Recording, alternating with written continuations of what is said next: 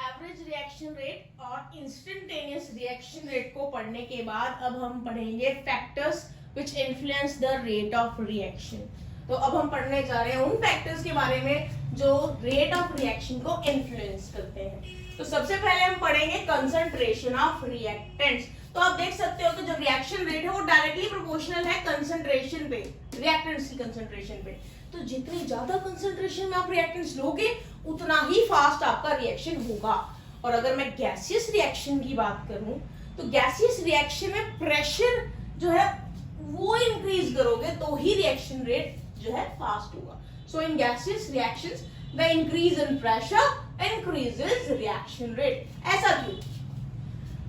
देखो, जितनी ज्यादा कंसंट्रेशन में आप रिएक्टेंट्स लोगे ना उतने ही ज्यादा चांसेस हो जाते हैं रिएक्टेंट्स के आपस में कोलाइड करने की, और कोलिजन होगी तो ही तो प्रोडक्ट बनेगा। तो more is the concentration of reactants, more will be the collision, more will be the formation of products, hence the reaction rate will increase. और अब मैं आपको गैसियस रिएक्शन का केस बताती हूँ। गैसियस रिएक्शन में आप जानते होंगे, गैसियस अगर आप रिएक्टेंट्स लेते हो तो गैस की तो प्रॉपर्टी है कि उनके बीच में कोई अट्रैक्शन नहीं होती है, पार्टिकल्स के बीच में दूर दूर घूमते हैं एक दूसरे से।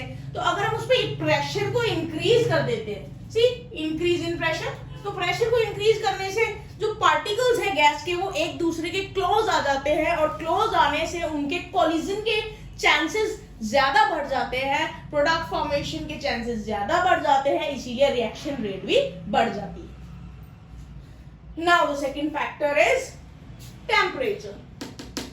सो रिएक्शन रेट इंक्रीज होती है टेम्परेचर के इंक्रीज होने से। ऐसा क्यों होता है? क्योंकि जब भी हम रिएक्शन कैरी आउट कर रहे हैं तो रिएक्टेंट्स को हम टेम्परेचर देते हैं, इट मींस हम रिएक्टेंट्स को एनर्जी दे रहे हैं। एनर्जी देंगे तो वो क्या करेंगे? एनर्जी मिलते ही वो इधर उधर ज्यादा फ्रीक्वेंसी से घूमने लगेंगे, ठीक है? और वो ज्यादा फ्रीक्वेंसी से घूमने लगेंगे मतलब ज्यादा रैंडमली मूव करेंगे, तो उनके कोलिजन के चांसेस इंक्रीज हो जाएंगे। कोलिजन के चांसेस इंक्रीज हो जाएंगे तो again there will be the formation of products, ज्यादा फॉर्मेशन होगी प्रोडक्ट्स की और रिएक्शन रेट इंक्रीज हो जाएगा। तो एक जनरल बात बताऊं तो हर 10 डिग्री टेम्परेचर राइज करने पे रिएक्शन रेट डबल हो जाता है। Now the third point, that is presence of catalyst. तो आपने काफी सारी रिएक्शंस देखी होंगी जिसमें कैटलिस्ट यूज होता है। तो सबसे पहले कैटलिस्ट क्या होता है ये जान लेते हैं। कैटलिस्ट वो सब्सटेंस है जो रिएक्शन रेट को एनहांस करता है लेकिन खुद प्रोडक्ट फॉर्मेशन में पार्टिसिपेट नहीं करता है, तो वो है कैटलिस्ट। तो बहुत सारी ऐसी रिएक्शन है which proceed at an increased rate, वो increased rate reaction rate show करती है in the presence of catalyst. तो ये कैटलिस्ट जो है most probably they increases the rate of reaction, fast कर देते हैं रिएक्शन को। लेकिन कुछ कैटलिस्ट ऐसे भी होते हैं जो रिएक्शन रेट को डिक्रीज कर देते हैं, तो उनका क्या नाम है? उनको हम बोलते हैं नेगेटिव कैटलिस्ट या फिर inhibitors. So this was about the catalyst. Now the third factor that influences the rate of reaction is nature of reactants. अब इसमें थोड़ा सा आपको ध्यान से सुनना पड़ेगा। तो आपको मैं बता देती हूँ बात, जो केमिकल रिएक्शन है उसमें क्या होता है। केमिकल रिएक्शन में पुराने बॉन्ड तो टूटते हैं, मतलब रिएक्टेंट्स के बीच के बॉन्ड्स तो टूट जाते हैं और नए बॉन्ड्स बनते हैं, मतलब कि प्रोडक्ट्स बनते हैं जिसमें नए तरह के बॉन्ड्स होते हैं। तो रिएक्टिविटी जो है सब्सटेंस की वो रिलेटेड है किससे?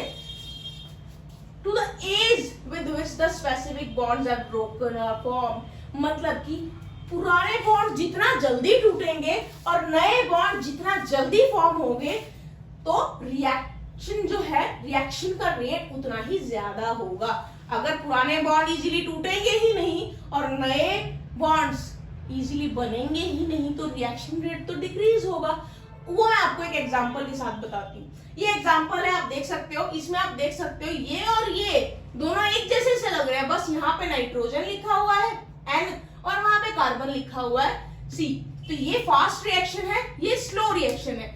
ऐसा क्यों? ये फास्ट क्यों है? क्योंकि हाँ, जो इसके फोर्सेस ऑफ अट्रैक्शन है, ये जो बॉन्ड इसके बीच में है और इसके बीच में बॉन्ड है, ये बॉन्ड इजीली टूट जाते हैं और फटाफट से ये वाले नए बॉन्ड्स बना लेते हैं। तो नए बॉन्ड बनने की जो टेंडेंसी है वो ज्यादा है, एज इसमें नए बॉन्ड बनने की टेंडेंसी ज्यादा है और पुराने बॉन्ड्स टूटने की भी टेंडेंसी ज्यादा है, इसलिए फटाफट से सारा काम होता है और ये रिएक्शन फास्ट हो जाती है। लेकिन ये रिएक्शन देखने में एक जैसी है, इसके जैसी ही है, लेकिन ये स्लो है। ये स्लो क्यों है? क्योंकि यहाँ पुराने बॉन्ड्स इजीली टूटते नहीं और जिस वजह से नए बॉन्ड्स इजीली बनते नहीं, इसीलिए स्लो है। Next factor that we are going to discuss is surface area. जितना ज्यादा सरफेस एरिया होगा रिएक्टेंट का, उतनी ही ज्यादा रिएक्शन फास्ट होगी। ऐसा क्यों?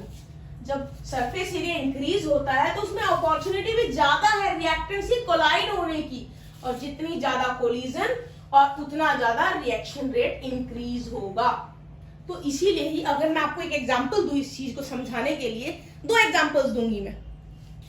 सबसे पहला एग्जांपल मैं दूंगी लॉग ऑफ वुड। आपने देखा होगा जब हम एक लकड़ी का पूरा पीस ले लेते हैं बड़ा, उसको जब जलाते हैं तो वो इतनी जल्दी फायर कैच नहीं करता है, लेकिन हम लकड़ी का बुरादा ले ले तो वो बहुत जल्दी फायर कैच करता है।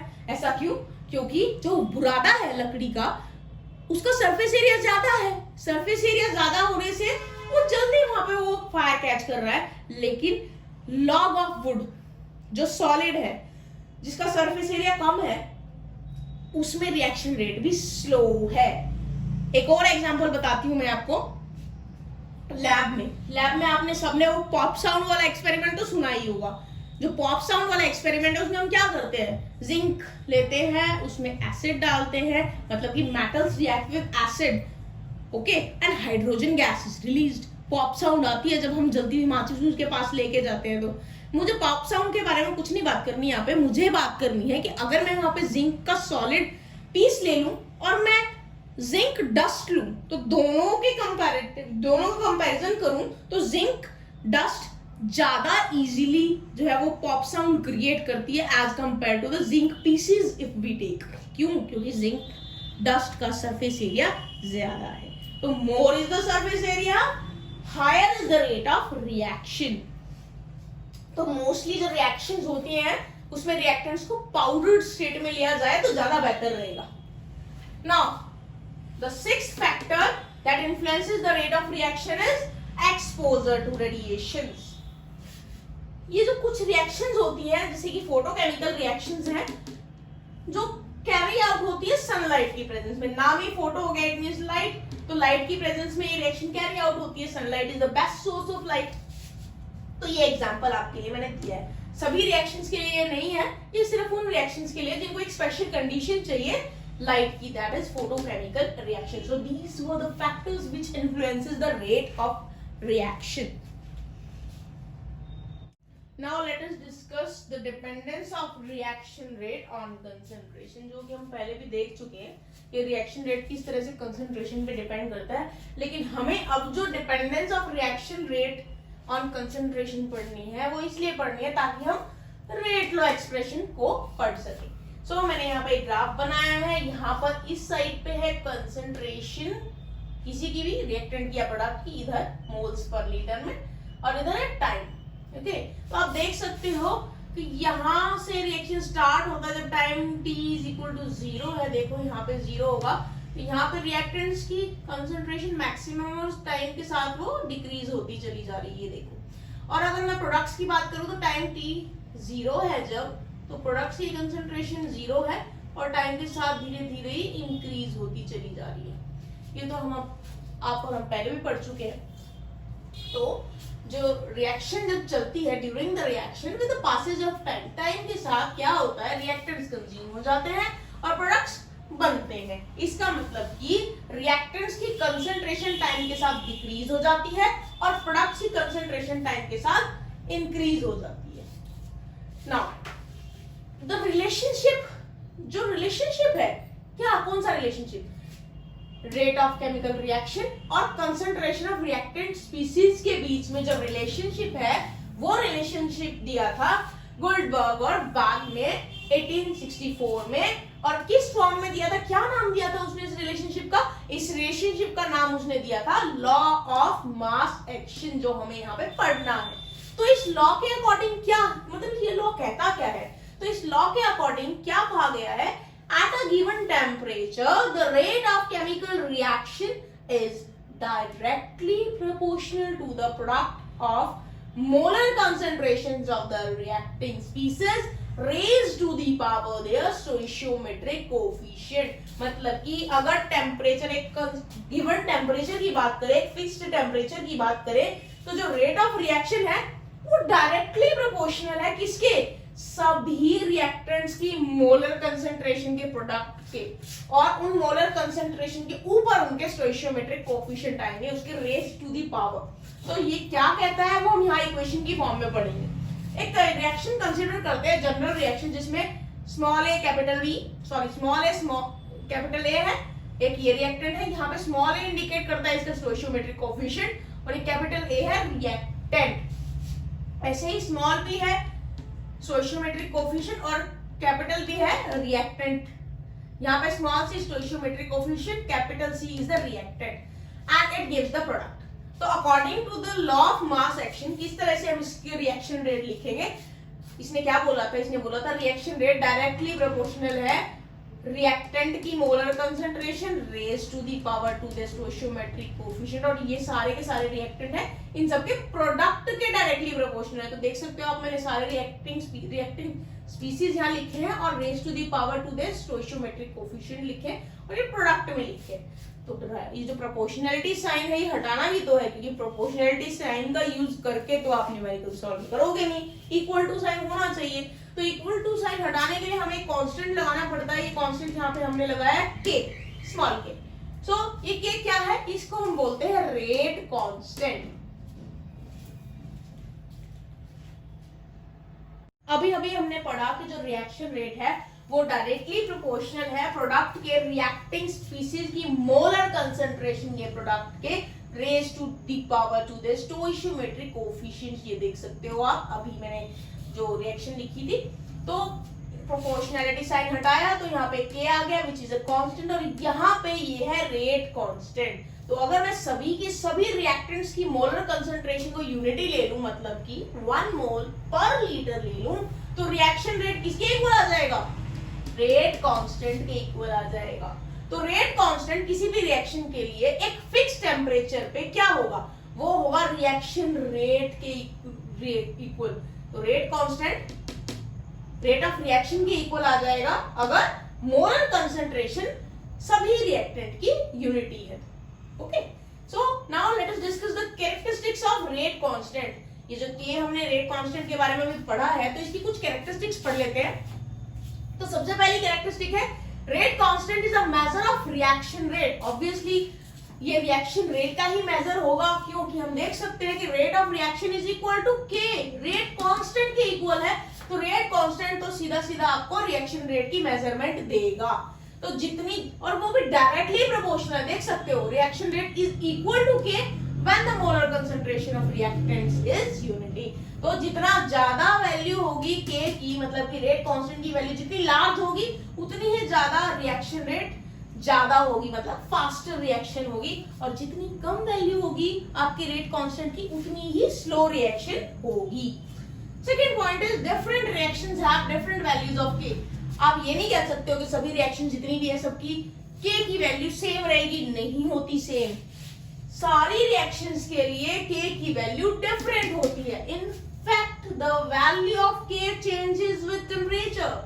जैसे ही टेम्परेचर चेंज होगा तो वैल्यू ऑफ के भी चेंज हो जाएगी। जब भी तो मैंने यहाँ पे गिवन टेम्परेचर लिखा है, अगर आपने ये गिवन टेम्परेचर जो है ये चेंज कर दिया तो ये सारा लिखा है ना, ये भी चेंज हो जाएगा, के की वैल्यू चेंज हो जाएगी। इसीलिए यहाँ लिखा गया है थर्ड कैरेक्टरिस्टिक में रेट कांस्टेंट की जो वैल्यू है रेट कांस्टेंट की वो चेंज होती है टेम्परेचर के साथ, पर जो वैल्यू है रेट कांस्टेंट की नहीं चेंज होती कंसंट्रेशन, प्रेशर और वॉल्यूम के चेंज होने पे। किसकी कंसंट्रेशन, प्रेशर और वॉल्यूम, रिएक्टिंग स्पीसीज की। मतलब rate constant is independent of the concentration, pressure, volume of the reacting species. So these were the few characteristics of rate constant. एक और चीज मैं आपको बताना चाहती हूँ कि अगर हम रिवर्सिबल रिएक्शन की बात करें तो रिवर्सिबल रिएक्शन के अंदर फॉरवर्ड रिएक्शन और बैकवर्ड रिएक्शन के दोनों के डिफरेंट वैल्यूज होती है के की। आप ये नहीं कह सकते कि फॉरवर्ड रिएक्शन और बैकवर्ड रिएक्शन दोनों की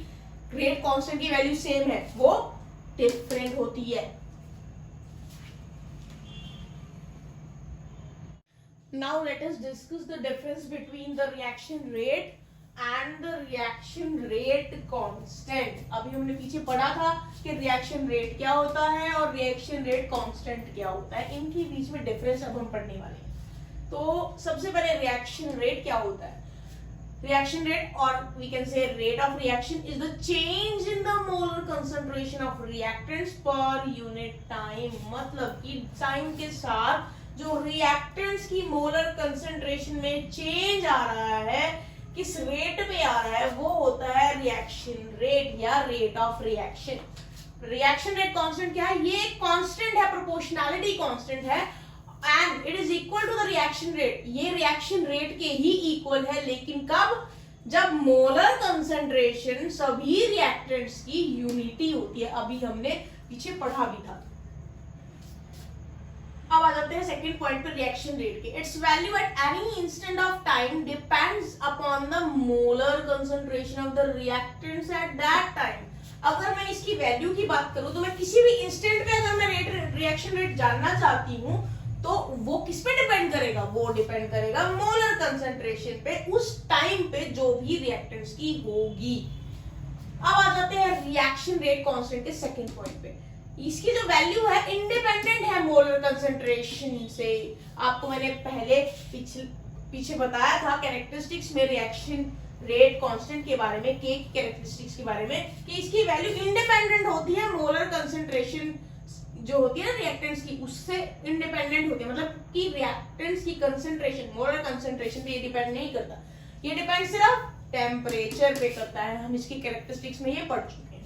लास्ट पॉइंट, रिएक्शन रेट की यूनिट्स हमेशा मोल्स पर लीटर होती है, लेकिन रिएक्शन रेट कांस्टेंट की जो यूनिट्स है, जो कि हमने अभी तक नहीं पढ़ी है, वो किस पे डिपेंड करती है? वो रिएक्शन के नेचर पे डिपेंड करती है और रिएक्शन के ऑर्डर पे भी डिपेंड करती है।